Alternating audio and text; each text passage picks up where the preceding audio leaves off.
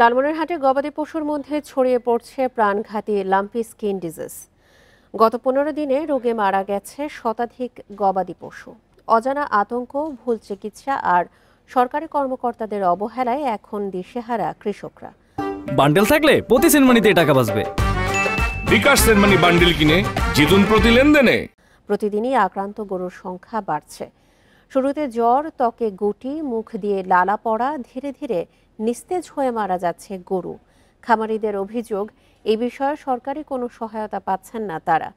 সময়মতো কার্যকর পদক্ষেপ না নিলে এই সংক্রমণ আরও ছড়িয়ে পড়ার শঙ্কা তাদের। লাম্পি স্কিন রোগে মানুষের জন্য ক্ষতিকর না হলেও গবাদি পশুর জন্য এটি সংক্রামক। সরকারি ভ্যাকসিন না থাকলেও বেসরকারিভাবে তা প্রদান করা হচ্ছে বলে জানিয়েছে প্রাণী সম্পদ কর্মকর্তা।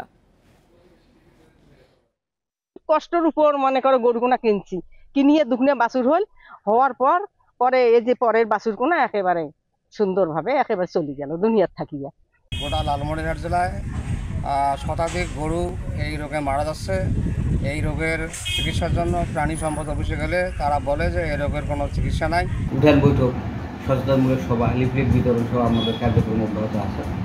আর সামনের অর্থ বছরে আমাদের সরকারের পক্ষ থেকে শতভাগ গরুতে লাম্পি স্কিন ডিজিজের টিকা দেওয়া হবে, এই পরিকল্পনা আমাদের আছে।